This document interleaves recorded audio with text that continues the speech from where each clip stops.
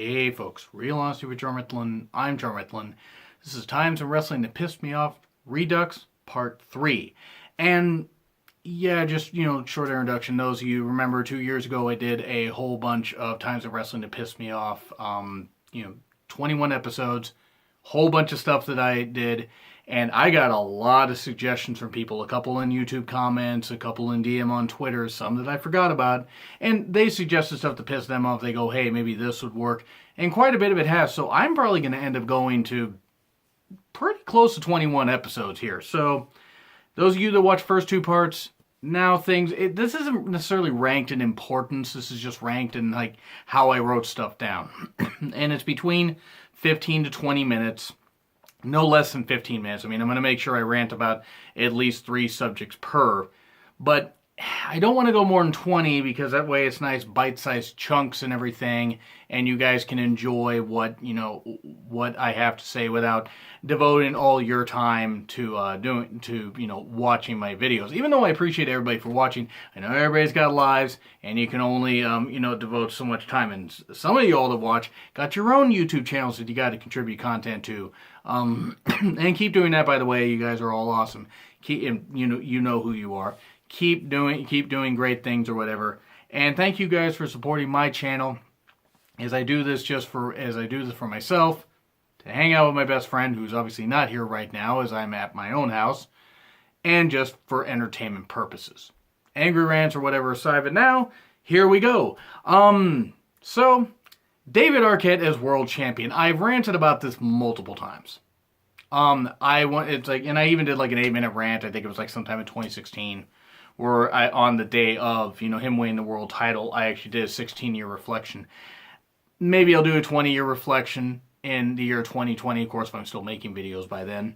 But I want to say right off the bat that I have nothing against David Arquette, the actor. I mean, I don't think he's as funny. I think after the Scream movies, he didn't really have much to do. But he was good in those. And he's had a decent enough career. He's had some ups and downs in his life, and he seems like he's better now. I think he will be in the WWE Hall of Fame one day. And he's a big, big wrestling fan. And he didn't want to be world champion. He didn't want to be world champion at all. He wanted to be on TV and because he's a big fan and everything, and wanted to contribute. But no. Somebody suggested it, and I don't know who did it. I don't know who actually did it, but I'm just going to go ahead and blame Vince Russo for it. Because Vince Russo still takes credit and like, oh, here's the kicker. People are still talking about it a number of years later. Yeah, because it was one of the worst goddamn things that was ever happening in wrestling, and that ever happened in wrestling. People are like, oh, but look what Andy Kaufman did. Andy Kaufman respected wrestling and did things the right way. I'm not saying David Arquette didn't respect wrestling, but the Andy Kaufman angle that they did with Jerry Lawler and stuff like that, that actually worked. This worked for all the wrong reasons. Even David Arquette did not want to hold that. It's like DDP told a story. I think it was on the Legends. It was the Legends of Wrestling Roundtable that they did about celebrities in wrestling. I think that's the name of the title. But he even said, and he said in interviews otherwise, that David Arquette didn't want to do that. And I respect David Arquette for that. He knew it was a bad idea. Nope, let's put the world title on him. It was a fucking embarrassment. It was just to promote Ready to Rumble, which was a shit movie, by the way. I mean, I will give WCW credit for actually getting into Hollywood, with movies like that first. Because it took WWE years to start doing that kind of stuff. And it's pretty bad that stuff like The Marine and See No Evil were probably the best movies that they did, as far as like putting their own stars in them.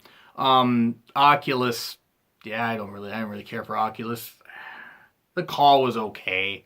But back to David Arquette. All it did was it took what legacy was left of the world title and shit all over it.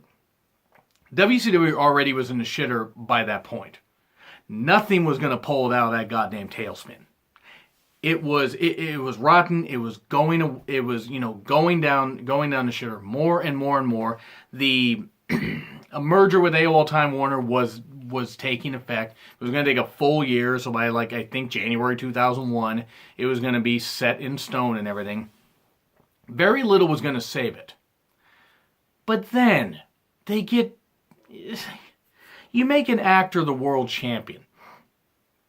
Having him in the ring already was kind of an embarrassment. I mean, and Arquette did what he did, and he did it for comedy, and he wasn't pissing on the business because he actually respected it. And the wrestlers seem to respect him, especially DDP, and that's great.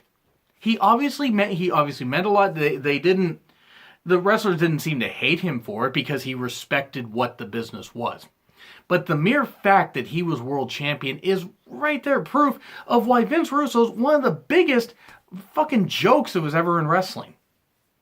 Now, I want to say right now about Russo that those that target his family, like his wife and children, over just because of booking decisions and shit that, Russo has said and stuff like that. And Russo said some really stupid shit and will continue to do that because Russo's a fucking joke.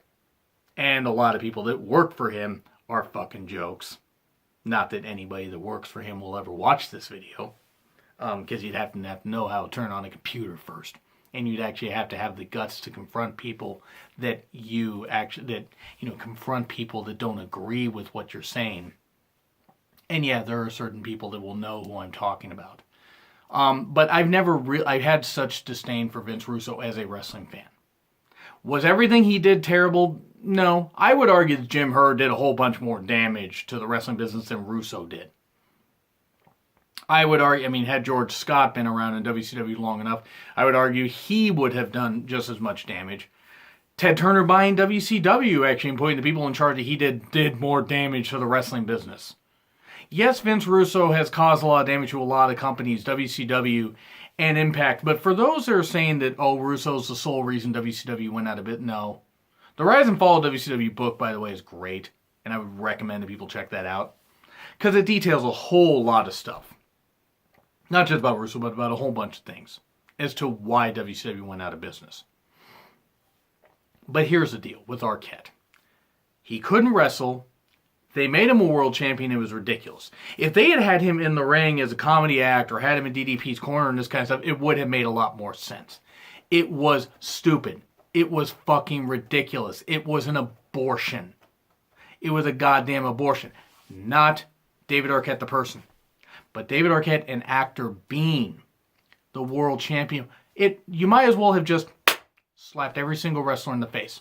That was a title held by some of the greatest ever. And it was also held by Jeff Jarrett, who's not one of the greatest ever. Who never was one of the greatest ever, no matter what he wanted to be. Broke 6,000 guitars, never drew a dime. I would still take Jeff Jarrett over Honky Tonk Man, because at least Jeff Jarrett could actually wrestle. Honky Tonk Man couldn't.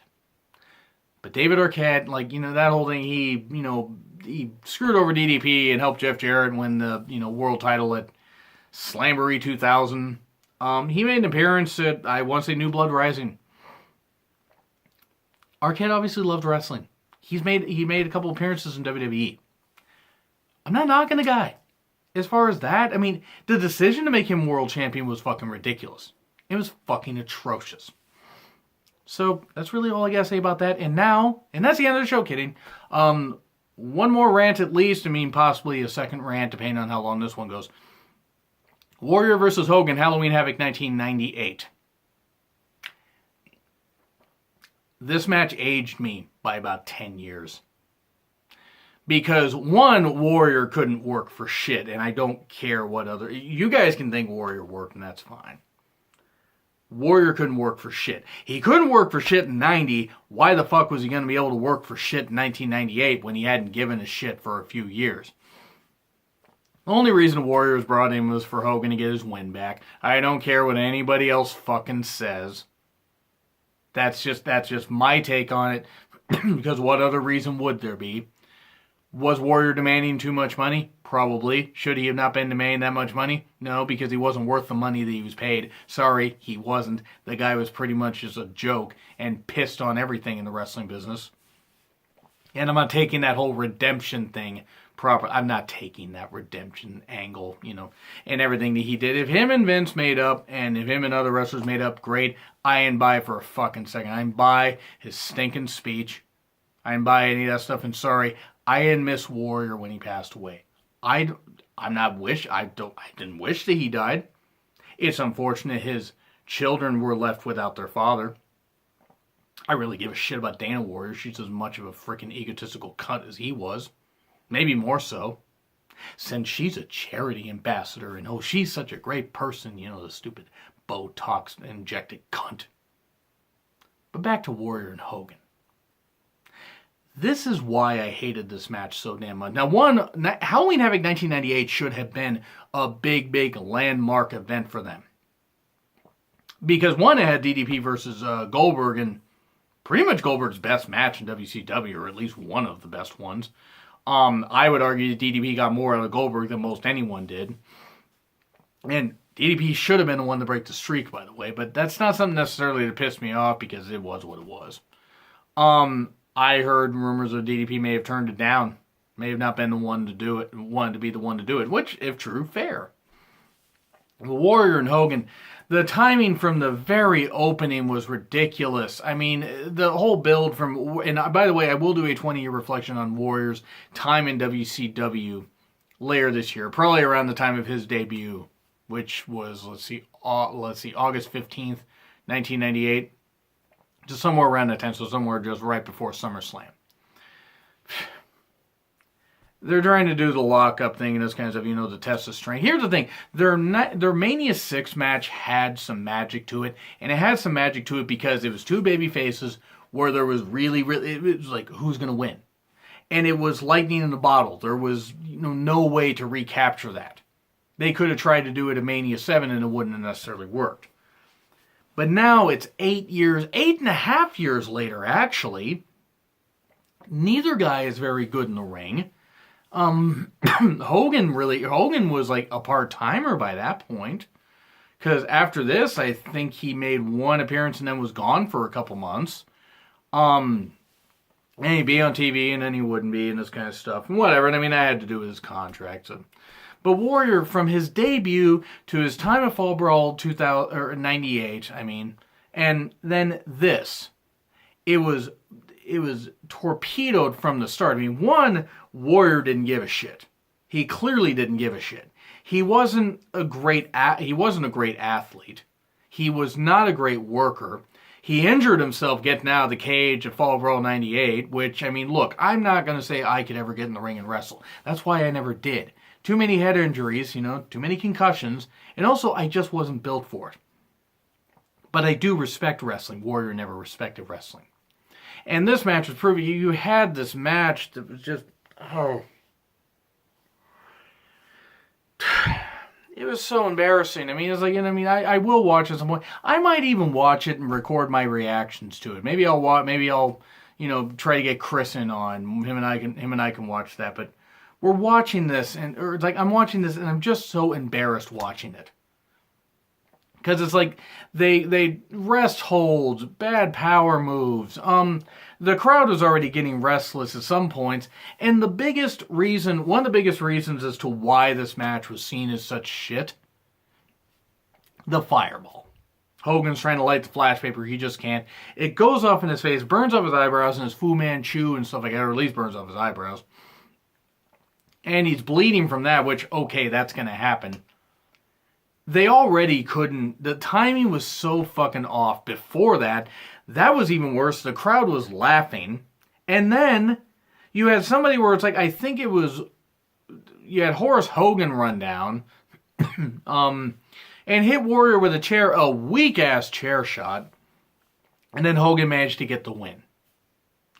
And that's pretty much what you had there. I mean, you had a whole bunch of shit before that. Then you had the fireball, the chair shot, and Hogan get the win. The fact that it ended like that, ending with shenanigans is one thing. And where Hogan maybe hit Warrior with a weapon while the referee was distracted. And you build to a rematch, like, say, a few months later. Build to a rematch of Starrcade. But then Warrior wasn't signed to a long-term deal. But the fact that that didn't happen was fucking ridiculous. The fact that the match went down like it did was an absolute embarrassment. It was an absolute goddamn embarrassment. It was like literally watching two elderly guys, like, you know, poke each other with their walkers. I mean, that's exactly what it was. And Warrior, I think, was 39 at this point. Hogan was, I think, what, let's see, Hogan was 48. I think he was 52 when he faced The Rock. So the whole point is I mean, you had these guys, maybe not in the prime of their career. I mean, Hogan certainly wasn't, and Warrior certainly wasn't, but you had enough juice in these guys, pardon the pun, because Warrior clearly was natural, and so was Hogan. And Hogan, I don't think, was on juice at this time, but I still think Warrior was. But anyway, this match was just an abortion. It was an absolute abortion. It made the pay-per-view go on way, way too long, so Goldberg and DDP got their match cut off. It made everybody look like a damn joke. I mean, everybody was running out there just to try to save the damn thing. I mean, you had this, I think Disciple was out there. I don't know. Disciple might have joined up later, because I know that he was strung up by Warrior at one point, where he was supposed to be where Warrior was supposed to have the One Warrior Nation instead of the NWO. Yet there were two guys, I think, because I think Disciple at one point briefly joined. It was bad. It was just really, really bad. And Halloween Havoc 98, while maybe not a perfect card, should have been a whole lot better than that. And yes, I did actually review all these Halloween Havoc pay-per-views, ranking from worst to best. And I did them on my complete WCW pay-per-view history list. So feel free to check that out. But anyway, that's where I'm actually going to end this right here, because I didn't realize I was going to go that long. But anyway, this is a bit of a shorter one because I went about 19 minutes on the others. But anyway, do you agree? Do you disagree with what I said? What are some topics you want to see me talk about? Leave them in the comments. Like, share, subscribe also. Then Real Honesty with John Ritlin. I'm John Ritlin, and I will see you soon.